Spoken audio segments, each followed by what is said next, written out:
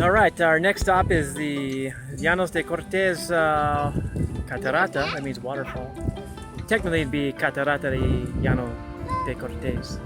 Anyhow, it's a waterfall. Join us on our hike. It's gonna be great. All right, the hike to the waterfall has begun. I think it's only 3 minutes long. I think we can handle that. If not, then we got bigger issues than a waterfall. All right, this is our third Costa Rican waterfall. It's probably the prettiest. It's also the most crowded and the easiest to get to. All right. Cortes Waterfall or something like that. I think we're gonna go in. I know we're gonna go in.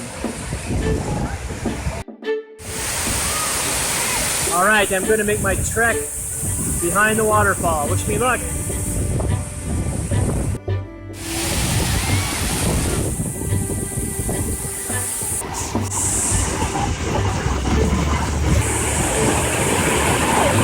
Dad just...